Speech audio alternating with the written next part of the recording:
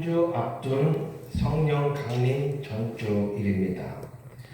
예수님께서 부활 승천하신 후에 제자들은 흩어지지 않고 한 마음으로 기도하며 약속하신 성령을 기다렸습니다. 아멘. 우리 또한 성령을 기다리며 또 살아가면서 조급한 마음이 들 수 있습니다. 하지만 기다림의 믿음을 배우며 하나님께서 부어주실 은혜를 사모하는 마음으로 오늘 말씀 앞으로 나오기를 주님의 이름으로 축복합니다. 아멘. 우리의 인생은 기다림의 연속입니다. 뱃속의 아기는 엄마 뱃속에서 몇 달을 기다려요? 10달이요. 10달을 기다립니다. 입학 시험을 치른 학생은 무엇을 기다릴까요? 합격이요. 합격 통지서를 기다립니다. 그러면 군 입대를 하는 사람은 무엇을 기다릴까요? 군 입대를 하는 그 순간부터 제대하는 날짜를 손으로 꼬박꼬박 세며 기다립니다. 그렇다면 직장인은 출근하면서 무엇을 기다릴까요? 월급날도 기다리지만 퇴근하는 시간 그리고 휴가가는 날을 기다립니다. 그런데 그 기다림의 시간을 어떻게 보내느냐에 따라서 그 사람의 미래가 결정됩니다. 오늘 본문은 예수님께서 승천하신 이후에 제자들이 성령을 받기 전까지 보냈던 짧지만 아주 강렬했던 그 기다림의 시간을 다루고 있습니다. 예수님은 부활하시고 승천하셨습니다. 아멘. 약속하신 성령은 아직 오시지 않았습니다. 영적 공백기라고 할 수 있는 이 시기에 제자들은 무엇을 하고 있었을까요? 예수님의 부활하시고 승천하시는 모습을 눈으로 직접 보았으니까 담대함으로 세상을 향해 뛰어나갔을까요? 아니요. 곧바로 큰 사역을 시작했습니까? 아닙니다. 그들은 먼저 모였습니다. 모여서 무엇을 했나요? 기도했습니다. 오늘 본문은 바로 그 모습을 우리에게 보여주고 있습니다. 초대교회는 이처럼 기도로 시작되었습니다. 성령의 역사는 기도하는 공동체 위에 부어졌습니다. 아멘. 하나님은 준비된 사람에게 역사하십니다. 아멘. 그 준비는 다른 것이 아니라 기도입니다. 오늘 말씀을 보며 우리의 인생도 기다림의 연속이지만 그 기다림의 연속인 인생에서 우리는 어떤 모습이어야 하며 또한 성령을 기다리는 교회는 어떤 모습이어야 할까 생각해보며 은혜를 나누고자 합니다. 먼저 12절 말씀을 보면 제자들이 감람원이라 하는 산으로부터 예루살렘으로 돌아오니 이 산은 예루살렘에서 가까워 안식일에 가기 알맞은 길이라. 예수님이 승천하신 곳은 감람원입니다. 제자들은 방금 전 눈앞에서 주님이 구름을 타고 올라가시는 놀라운 광경을 직접 보았습니다. 11절 말씀을 보면 흰옷 입은 두 사람이 이렇게 이야기합니다. 너희가 본 그대로 다시 오시리라. 아멘. 보통 사람 같으면 이런 놀라운 일을 경험하게 되면 어떤 반응을 하냐면요, 그 자리에 계속 머물러 있고 싶어 합니다. 기념비를 세우거나 하늘만 쳐다보고 싶었을 것입니다. 그런데요, 제자들은 곧바로 예루살렘으로 돌아오는 것을 우리가 볼 수 있습니다. 왜 예루살렘으로 돌아왔나요? 예수님의 말씀에 순종하기 위해서입니다. 예수님께서는 승천하시기 전에 제자들에게 말씀하셨습니다. 예루살렘을 떠나지 말고 아버지께서 약속하신 것을 기다리라. 제자들은 그 말씀에 순종했습니다. 그런데요, 그 제자들의 마음은 편하지만은 않았습니다. 왜요? 그 예루살렘에 누가 있어요?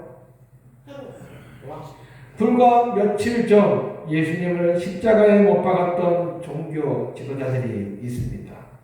그리고 로마 군인들이 눈에 불을 켜고 자신들을 찾고 있는 곳이 바로 예루살렘입니다. 그러나 이 제자들은 자기들의 바램과 생각대로 움직이지 않았습니다. 주님의 말씀을 붙들었습니다. 아멘. 이처럼 신앙은요, 순종이 먼저입니다. 아멘. 이해가 다 되어 순종하는 것이 아닙니다. 결과가 내 눈으로 직접 보여야 순종하는 것도 아닙니다. 즉, 순종은요, 내가 가고 싶은 곳에만 가는 것이 아니라는 것이지요. 주님이 가라고 하신 곳에, 그리고 머물라고 하시는 그 곳에 머무는 것이 순종인 줄 믿습니다. 아멘. 오늘 우리에게도 마찬가지입니다. 우리의 인생은 불안의 연속이지요. 계획대로 되는 것 하나도 없어요. 앞길도 보이지 않습니다. 교회도요, 가정의 미래도요, 염려될 때가 더 많이 있습니다. 그때 사람들의 마음은 조급해지는 것이지요. 조급해지니까 자기 방법을 찾으려고 합니다. 그러나 성도는 먼저 주님의 말씀 앞에 머물러야 합니다. 기도보다 앞서지 말아야 합니다. 하나님보다 앞서 결정하지 말아야 합니다. 성령은요, 이처럼 순종하는 사람에게 역사하시는 줄 믿습니다. 스스로에게 한번 물어보십시오. 나의 예루살렘은 어디입니까? 나는 별로 가고 싶지 않은데, 나는 하고 싶지 않은데 자꾸 성령님께서 나에게 하라고 말씀하시는 그 곳이 어디이십니까? 때로는 두렵고 피하고 싶은 자리일지라도 주님께서 말씀하셨다면 그곳으로 발걸음을 옮기는 것이 성령 충만의 첫 번째 단계임을 꼭 기억하십시오. 13절 말씀을 보면 그들이 들어가 그들이 유하는 다락방으로 올라가니 베드로, 요한, 야고보, 안드레와 빌립, 도마와 바돌로메, 마테와 및 알페오의 아들 야고보, 셀로신 시몬, 야고보의 아들 유다가 다 거기 있어. 많이 들어본 이름이지요. 예루살렘에 도착한 제자들이 한 다락방에 다 모여 있었습니다. 성경학자들은 이곳을 마가의 다락방이라고 추정합니다. 이곳은 훗날 교회의 시작점이 되는 초대 교회 역사적인 장소입니다. 13절을 자세히 보면 제자들의 이름이 일일이 다 기록되어 있습니다. 어떻게 보면 출석 체크하는 것처럼 보입니다. 하지만 불과 얼마 전에 예수님을 부인하고 도망쳤던 베드로와 제자들이 다 모여 있습니다. 세리 마태와 급진주의자 열혈강원 시몬처럼 성격 급한 사람, 직업도 정치적 성향도 다른 모든 사람들이 누구의 이름으로 모여 있습니까? 예수의 이름으로 하나가 되어 모여 있습니다. 성령은 홀로 있는 자에게도 임하십니다. 하지만 함께 모인 공동체 위에 더 강력하게 역사하시는 줄 믿습니다. 아멘. 이 사람들은요, 흩어지지 않았습니다. 두려움에 떨며 각자의 집으로 숨어들지 않았습니다. 서로의 연약함을 알기에 마가의 다락방에서 더 든든히 뭉쳐 있었습니다. 오늘 본문의 핵심은 14절 말씀입니다. 여자들과 예수의 어머니 마리아와 예수의 아우들과 더불어 마음을 같이하여 오로지 기도에 힘쓰더라. 제자들 외에 여인들과 예수님의 가족이 등장합니다. 특히 예수의 아우들에 집중해 봅니다. 예수님의 아우들은 생전에 예수님을 믿었습니까? 안 믿었습니까? 안 믿었어요. 미친 사람이라고 생각했습니다.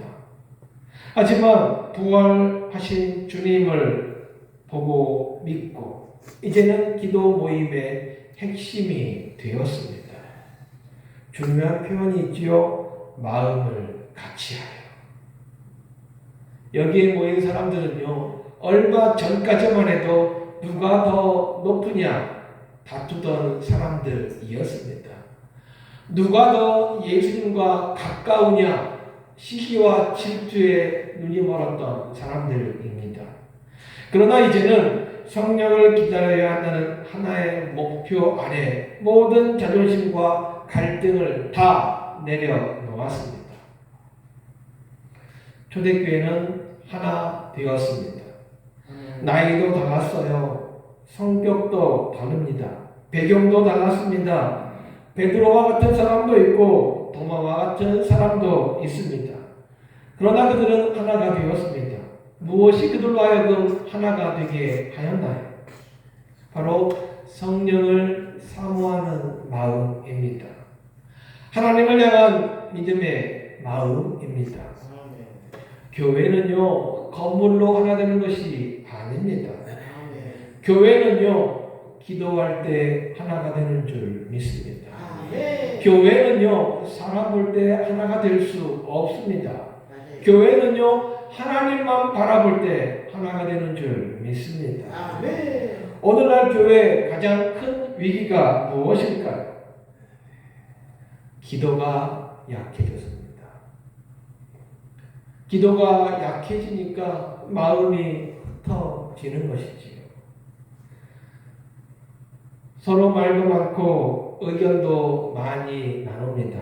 하지만 하나님을 위하여 흘리는 눈물의 기도가 없어졌습니다. 그러나 초대교회는 달랐습니다. 그들은요, 서로 간에 약점도 많고 허물도 많았습니다.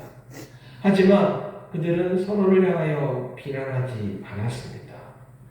책임을 묻지도 따지지도 않았습니다. 뭐 했어요? 함께 기도했습니다. 기도해 보신 분들은 다 경험해 보셨을 것입니다. 기도하기 전과 기도하고 난 이후에 자신의 마음, 기도하기 전에는 울분에 차서 기도했는데 기도하고 난 다음에는 마음이 편안해지고 부드러워짐을 느꼈을 것입니다. 기도는요, 자기 주장을 내려놓게 합니다. 기도는요, 내 마음이 아니라 하나님의 마음을 품게 합니다. 가정도 마찬가지입니다. 가족이 함께 기도하면 회복이 일어나는 줄 믿습니다. 부부가 함께 기도하면 굳어졌던 마음이 녹아집니다. 교회도 마찬가지지요. 기도할 때 살아납니다. 성령은요, 분열 가운데 절대 역사하시지 않습니다. 성령은요, 하나님 공동체 가운데 역사하십니다. 우리 순천포도나무 교회가 성령으로 하나 되는 교회 공동체 되기를 주님의 이름으로 축복합니다. 어쩔 때요? 기도할 때요. 14절 하반절 말씀을 보면 오로지 기도에 힘쓰더라 했습니다. 제자들은요, 예루살렘에 모여서 전략회의를 하지 않았습니다. 로마 정부를 대항하기 위해서 무기를 만들지도 않았습니다. 그들이 한 일은요, 오직 하나 뭐 했어요? 기도했습니다. 오로지라는 말은요, 이것저것 해보다가 남는 시간에 기도한 것이 아닙니다. 우리처럼 바쁜 일 다 하고 난 다음에 시간 남으니까 기도해야지, 이것이 아니었다는 것이죠. 기도를 항상 최우선에 두었다는 말씀입니다. 힘쓰다는 말은요, 계속해서 끈질기게 매달린다는 뜻입니다. 하루만 기도하고 만 것이 아닙니다. 생색내듯 기도한 것도 아닙니다. 간절하게 기도했습니다. 우리는 이렇게 생각합니다. 하나님, 제가 딱 40일만 기도해보고 그 다음에는 제가 결정하겠습니다. 그 40일을 누가 정했어요? 내가 정한 거예요. 40일 이후에도 응답이 없으면 내 마음대로 하겠습니다. 그러려면 뭐 하려고 기도합니까?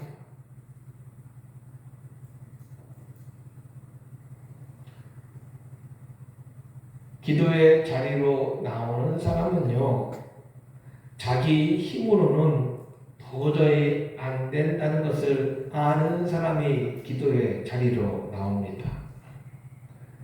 베드로는요, 실패한 사람입니다. 제자들은요, 모두 다 무서워서 도망쳤던 사람입니다. 그들은 모두 자신의 연약함을 누구보다도 잘 알고 있었습니다. 그래서 기도했습니다. 사람은요, 자기의 힘을 믿을 때 기도하지 않습니다. 자기의 능력의 부족함을 아는 사람이 기도합니다. 그래서 기도하지 않는 것이 죄라는 것입니다. 기도하지 않는다는 것은 그만큼 내 힘으로 뭐든지 할 수 있다라는 교만의 상징입니다. 오늘날 사람들 너무나도 많이 바쁘지요. 그래서 기도에 힘쓰지 못합니다.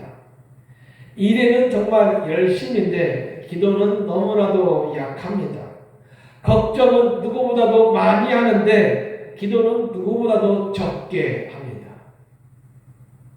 그러나 성경은 분명히 말씀합니다. 교회의 능력은 사람에게 있지 않고 성령님께 있습니다. 기도 없는 사역은 쉽게 지칠 수밖에 없습니다. 기도 없는 봉사는 시험에 빠질 수밖에 없습니다. 왜요? 누군가 알아주지 않으면 서운함에 빠져들게 되기 때문에. 기도 없는 신앙은요, 흔들릴 수밖에 없는 것이죠. 하지만 기도하는 사람은 달라요. 환경보다 누굴 바라봅니까? 하나님을 바라봅니다. 문제보다 무엇을 붙듭니까? 약속을 붙잡고 나아갑니다. 기도는 상황을 바꾸기 이전에 누굴 바꾼다고요? 나를 먼저 바꿉니다. 아멘. 두려운 사람이 담대한 사람으로 바뀌게 됩니다. 아멘. 낙심했던 사람이 소망의 사람으로 바뀝니다. 아멘. 성령은 기도하는 사람에게 역사하시는 줄 믿습니다. 아멘. 기도하는 공동체 위에 성령님께서 임하셨습니다. 사도행전 2장을 보면 오순절 성령이 임하는 놀라운 역사가 일어나지요. 불같은 성령이 임했습니다. 담대한 복음 전파가 시작되었습니다. 수많은 사람들이 회개했습니다. 아멘. 그 시작이 어디였다고요? 다락방 기도였습니다. 기도 없는 성령 충만은 절대 없음을 기억하십시오. 아멘. 성령 충만은 단순한 감정 흥분 상태가 아닙니다. 하나님 앞에 엎드린 사람에게 주시는 은혜입니다. 아멘. 오늘 한국교회에 가장 필요한 것이 있다면 단연컨대 기도입니다. 아멘. 더 좋은 환경 이전에 기도가 회복되어야 합니다. 아멘. 불과 수십 년 전만 해도 전국 방방곡곡 기도원에는요, 사람들이 차고 넘쳤어요. 산이라는 산에는요, 기도하는 사람들이 얼마나 많이 있었는지 모릅니다. 하지만 지금은요, 기도원이 사람이 하나도 없어요. 산에는 누구만 있어요? 무당들만 있어요. 우리의 가정도 마찬가지입니다. 문제가 없어야 꼭 평안한 것은 아닙니다. 성령님께서 함께 하실 때 평안한 줄 믿습니다. 아멘. 성령은요, 죽은 마음을 살려 주십니다. 아멘. 메마른 심령을 회복시켜 주십니다. 아멘. 그러므로 우리는 기도의 자리로 돌아가야 합니다. 예수님이 승천하신 뒤에 제자들은 두려움 속에 있었습니다. 당연하지요.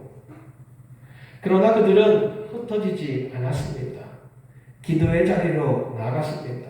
그리고 그 기도 위에 성령님께서 임하셨습니다. 우리도 마찬가지입니다. 앞이 보이지 않을 수 있습니다. 혼란스러울 수 있어요. 삶에 지치고 힘들 수 있습니다. 그러나 우리의 희망은 여전히 기도인 줄 믿습니다. 아멘. 성령님은 기도하는 사람 위에 임하십니다. 기도하는 가정 위에 임하십니다. 아멘. 기도하는 교회 위에 임하십니다. 아멘. 또 하나 우리가 염두에 두어야 할 것은 무작정 기도만 해서 된다는 것은 아닙니다. 말씀과 기도가 같이 가야 합니다. 아멘. 말씀 없는 기도는요, 자칫 잘못하면 신비주의로 갈 수 있습니다. 말씀만 있고 기도가 없으면요, 교회가 율법적으로 갈 수 있습니다. 무조건 우리 교회는 말씀과 기도가 함께 있는 교회 공동체 되시기를 주님의 이름으로 축복합니다. 아멘. 성령 강림 주의를 기다리는 이 시간에 마음을 같이하여 기도에 힘쓰는 우리 모두가 되시기를 주님의 이름으로 축복합니다. 아멘. 기도하겠습니다. 참 좋으신 아버지 하나님, 초대교회 성도들이 마음을 같이하여 기도에 힘썼던 것처럼 우리 순천보다로 교회도 기도에 사람들 되게 하옵소서. 아멘. 분주함 속에서도 기도를 잃어버리지 않게 하시고 아멘. 염려 가운데서도 먼저 하나님을 찾게 하옵소서. 아멘. 우리의 마음이 나뉘지 않게 하시고 성령 안에서 하나 되게 하옵소서. 아멘. 메마른 심령 위에 성령의 단비를 내려주시고 아멘. 지친 가정과 연약한 성도들을 새롭게 회복시켜 주옵소서. 아멘. 우리 교회가 사람의 방법보다 하나님의 능력을 의지하게 하시고 아멘. 기도하면서 성령의 역사를 경험하게 하옵소서. 아멘. 병든 자에게 치유를, 낙심한 자에게 소망을, 눈물 짓는 자에게 위로를 허락하여 주옵소서. 아멘. 다가오는 성령 강림 주일 가운데 우리 교회 위에 새 은혜를 부어주시고 아멘. 복음의 능력을 다시 회복하게 하옵소서. 아멘. 예수님의 이름으로 감사하며 기도하옵나이다. 아멘. 다 같이 자리에 일어나셔서 주님 다시 오실 때까지 청하겠습니다.